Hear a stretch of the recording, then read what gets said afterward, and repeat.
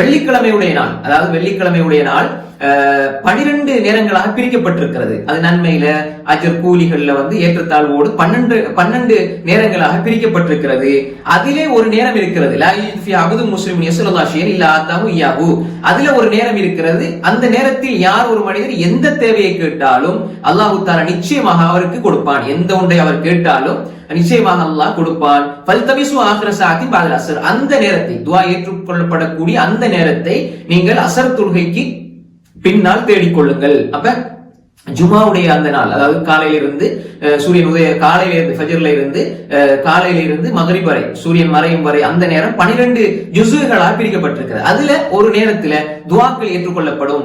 அந்த நேரத்தை நீங்கள் அசருக்கு பின்னால தேடிக்கொள்ளுங்கள் என்பதாக இந்த ஹதீஸ் பதிவாயிருக்கிறது. இது அபூதாவுல 1048வது செய்தியாகவும் நசாயில 1380வது செய்தியாக பதிவு செய்யப்பட்டிருக்கிறது. அல்லாம அல்பானி ரஹ்மத்துல்லாஹி அவர்கள் இதனை சஹீஹ் என்று சஹீஹ் அபீதாவுல எழுதியிருக்கிறார்கள். சஹீஹ் அபீதாவுல சொன்னார். அல்லாம அல்பானி ரஹ்மத்துல்லாஹி அவர்களுடைய இமாம் அபூ தாவூத் ரஹிமஹுல்லாஹ் அவர்கள் தொகுத்த அந்த சுனன் அபூ தாவூத்ல வரக்கூடிய சஹீஹ் ஹதீஸ்ல மட்டும் அல்பானி ரஹ்மத்துல்லாஹி தொகுத்திருக்கிறார்கள். அதுல பதிவு செய்திருக்கிறார்கள் சஹீஹ் அபீதாவுல. இமாம் அல்பானி இதை சஹீஹ்னு சொல்றாங்க. இமாம் நவவி ரஹ்மத்துல்லாஹி அவர்களும் ஷாஃபி மذஹபினுடைய மிகப்பெரிய அறிஞர், அவருடைய மிக முக்கியமான ஃபிக்ஹ் அல் மஜ்மூல 4 ஜுஸ் 474 பக்கத்திலே இதை சஹீஹ் என்று சொல்லியிருக்கிறார்கள். அப்ப எனவே இந்த கருத்தை சொல்லக்கூடியவர்கள் இந்த ஹதீஸை ஆதாரமாக எடுக்கிறார்கள். இந்த கருத்தை தான் இமாம் அஹ்மத் இப்னு ஹம்பல், இமாம் இஸ்ஹாக், அதே மாதிரி இமாம் இப்னு அப்துல் பர் போன்ற மிகப்பெரிய அறிஞர்கள் எல்லாம் இதை வலுவானதாக சொல்கின்றார்கள்.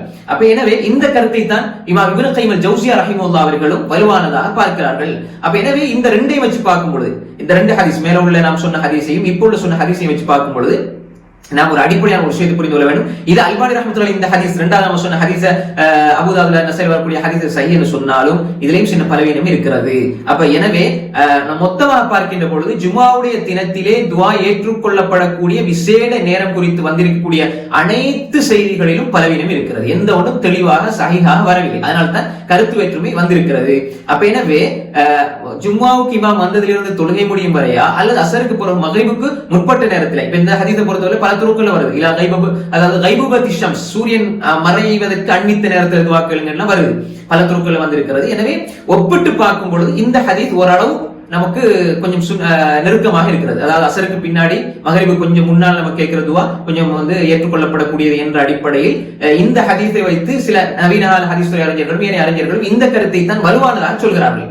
ஏன்னா இது கொஞ்சம் பலவீனம் இருந்தாலும் ஒரு ஒப்பீட்டு அளவுல ஆதாரபூர்வமானது, ஒப்பீட்டு அளவுல மிக ஆதாரத்தன்மையுடையது இந்த ஹதீஸ். ஜாபிர் இப்னு அப்துல்லாஹ் ரலியல்லாஹு அன்ஹு அறிவிப்பு, அதாவது அசருக்கு பின்னால, அதுவும் அசருக்கு பின்னால மக்ரிபு கொஞ்சம் முன்னால, அசருடைய கடைசி நேரம்னா மக்ரிபு கொஞ்சம் முன்னாடி கேட்கிறது துஆ ஏற்றுக்கொள்ளப்படும். அது மாதிரி இப்னு கைம் ரஹிமஹுல்லாஹ் ஸாதுல் மஆத்ல இந்த ஸஈத் இப்னு ஜுபைர் ரஹிமஹுல்லாஹ் அவங்க அசர் தொழுத பின்னால அப்படி அவங்க